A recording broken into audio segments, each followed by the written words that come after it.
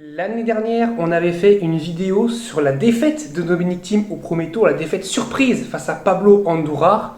Cette année, on va refaire une vidéo sur la défaite de Dominic Thiem, cette fois-ci face à Hugo Dellien. Une défaite moins surprenante, mais une défaite qui pose bien plus de questions peut-être que l'année dernière.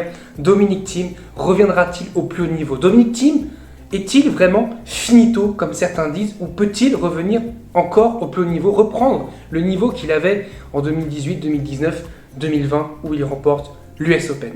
On en parle tout de suite.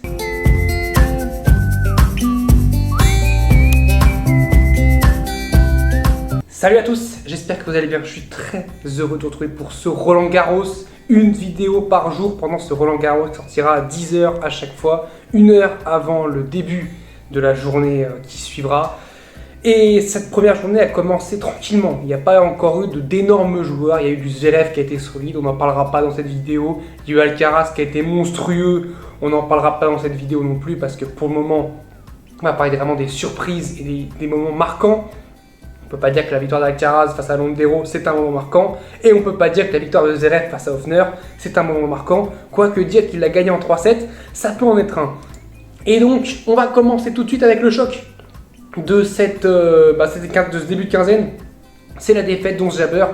Ons Jabeur qui a commencé à 11h. Elle a mis un petit peu une petite polémique en disant qu'elle ne voulait peut-être pas commencer à 11h.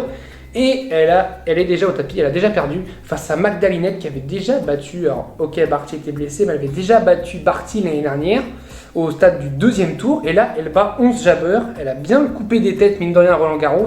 Ons Jabeur, alors ce qui était quand même une des favorites, enfin une des outsiders plus que la favorite, il y en avait une, il y en a une, c'est Iga Swiatek.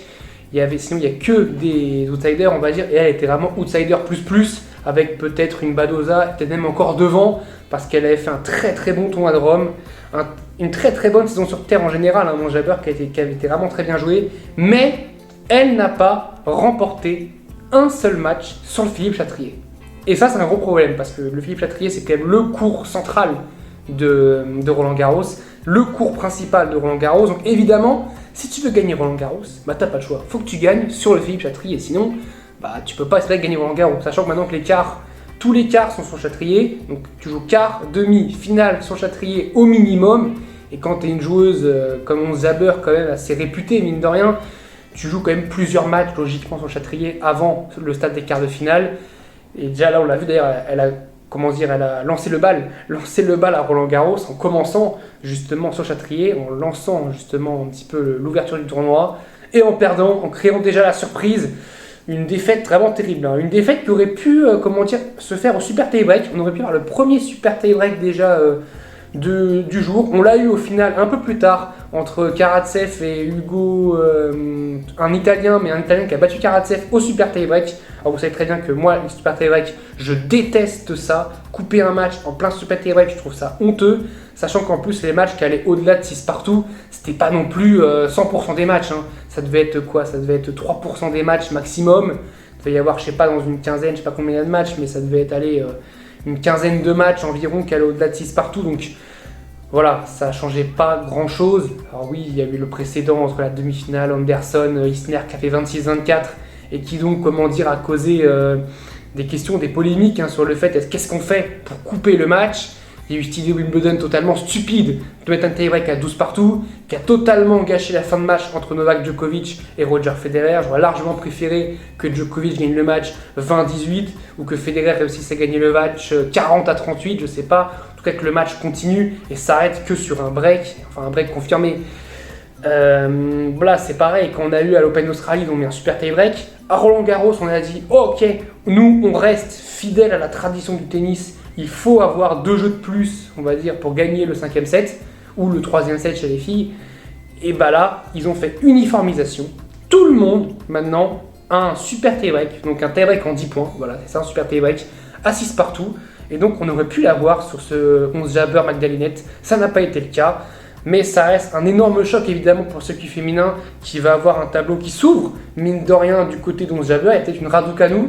Alors Raducanu, on ne sait pas encore trop ce qu'elle peut faire. Mais moi j'aimerais bien que Raducanu montre un petit peu son potentiel, montre jusqu'où elle peut aller sur terre battue à Roland Garros. Et elle avait potentiellement Jabeur justement en 8e de finale. Et bah du coup, il n'y aura pas Jabber, il n'y aura peut-être pas Raducanu non plus, mais au moins il n'y aura pas Jabber. Et donc, on va parler maintenant de la question de cette vidéo, la question principale de cette vidéo, c'est Dominic Thiem est-il finito? Alors comme ça, le match entre le 194e mondial et Delien qui doit être entre la 90e et la 110e place, c'est clair que c'est pas le match le plus sexy du monde. Quand on regarde comme ça sur le papier, on dit ouais, le match entre le 90e et le 194e, c'est pas fou. Mais le 194e s'appelait Dominic Thiem, double finaliste à Roland-Garros, qui était peut-être le futur prétendant après la retraite potentielle de Rafael Nadal. En tout cas, c'est ce que tout le monde disait en 2017, en 2018, en 2019, même en 2020. On disait, bah, c'est pas grave, Thiem gagnera Roland-Garros quand Nadal aura arrêté, quand Nadal sera moins bien. Comme qu'on voit que le tennis, ça bouge vraiment très très vite. Il y a 2 ans, Dominic Thiem, bon, c'est le confinement, donc ça change un petit peu, mais il y a 2 ans, Dominic Thiem perd en quart de finale contre Diego Schwartzmann, mais venait de gagner l'US Open. Roland Garros était en septembre, mais il venait de gagner l'US Open et perd en quart en 5-7 contre Schwartzmann. L'année dernière, il perd en 5 manches contre Pablo Honduras au premier tour en ayant mené 2 manches à rien. Et là, rien. Il n'y a rien eu. Un Dominic Thiem qui perd en 3-7. Je trouvais qu'il y avait du mieux dans sa défaite contre Andy Murray à Madrid, qu'il y avait du mieux aussi dans sa défaite à Rome contre Fognini. On retrouvait un Dominic Thiem qui jouait plutôt bien. Et derrière, il perd contre Cecchinato à Genève. Déjà, j'ai trouvé que c'était pas un bon match. Et là, franchement, c'est catastrophique. Il y a trop de fautes. Il y a trop de fautes. Dominic Thiem, c'est même pas physique. Hein, parce qu'on pourrait dire qu'il a une blessure, donc ça peut être physiquement. Non, parce qu'avec le poignet, du coup, le problème, il est pas vraiment physique. Déjà, il est mental, je pense. Est-ce qu'il a pas peur, déjà quand il fait des coups droits, de blesser le poignet? Parce qu'on sait que Dominic Thiem, en plus, c'est pas quelqu'un qui va ménager son poignet parce qu'il joue beaucoup en lift. Donc le poignet tourne énormément. Donc forcément, s'il a une petite appréhension déjà du fait de jouer et peut-être de potentiellement ça mal au poignet, bah, il ne peut pas jouer à 100%, ça c'est clair. Et puis son coup droit, quand il n'est pas à 100%, bah, ça fait beaucoup de fautes. C'est ce qu'on a vu. Son revers, ça va. Le revers, ça va. Il a peut-être l'appui aussi. Bah, même si c'est un revers à une main, il a peut-être l'appui de la main gauche qui l'aide un petit peu. C'est peut-être plus facile pour lui de faire un revers qu'un coup droit. Mais c'est inquiétant. C'est inquiétant pour Dominic Thiem. Moi, personnellement, je ne pense pas qu'il est finito. Mais je pense comme lui, d'ailleurs, il a dit qu'il doit faire des challengers. Il a dit, faut que j'aille faire des challengers pour me remettre en confiance. Ce qu'il me faut, c'est une victoire. Parce que oui, le tennis, ça va très très vite. Hein. Tu perds un match, t'en perds un deuxième, t'en perds un troisième, et puis c'est un cercle vicieux. Tu continues à perdre, et puis tu ne trouves jamais la solution. Et puis au bout d'un moment, tu te dis, mais qu'est-ce que c'est que gagner? Tu sais plus ce que c'est. Thiem, ça fait plus d'1 an qu'il n'a pas gagné un match. Plus d'1 an. Je sais pas si vous vous rendez compte, t'as des gars comme Novak Djokovic qui gagnent plus de 50 matchs dans l'année, donc pour eux, une victoire, c'est quasiment rien. Mais là, Thiem, oui, c'était pareil. Hein.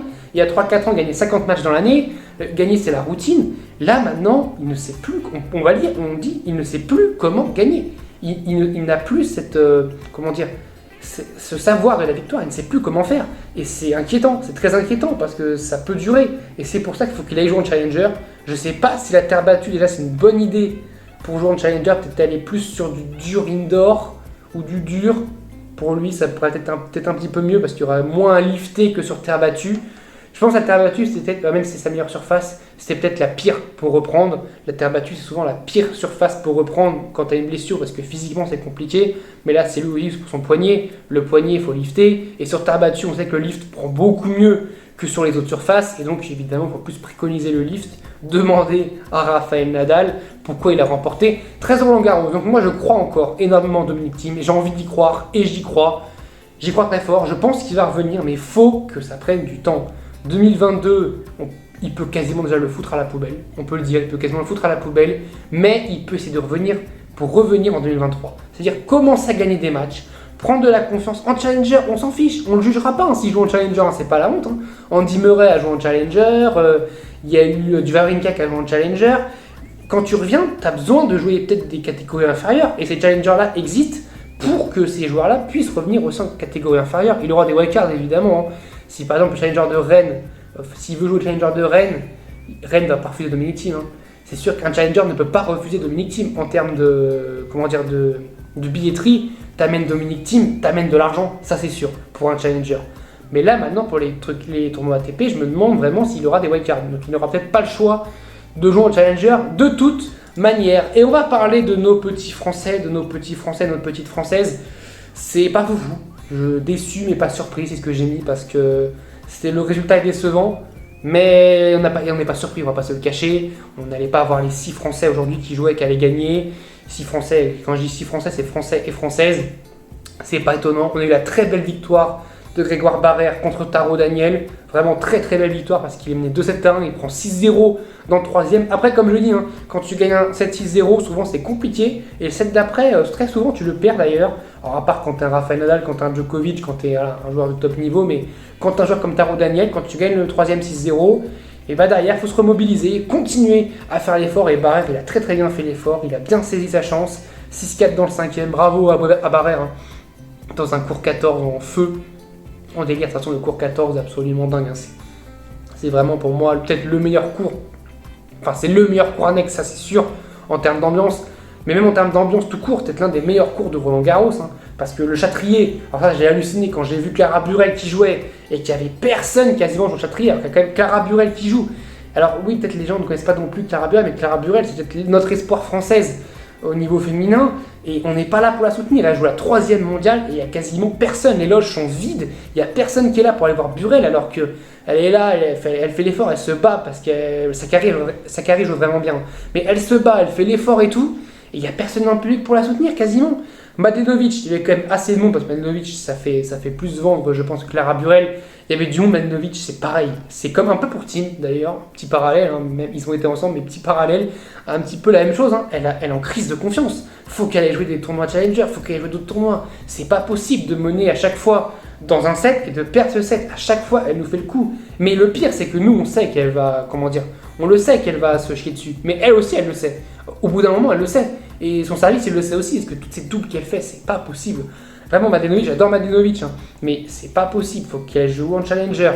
Burel, je lui jette pas la pierre. Elle fait, vraiment, je trouve qu'elle fait un bon match. Le score est sévère par rapport à ce qu'elle a pris. Elle prend 6-2, 6-3. Mais je trouve que le score est sévère. Dans le deuxième, elle est pas loin. Hein. Elle a une balle de break de mener 4-2. Elle est vraiment pas loin de faire un très très bon deuxième set et peut-être de renverser la vapeur contre Sakkari. On a eu Harmonitan qui a perdu, on a eu Monet qui a perdu, on a eu Quentin Alice.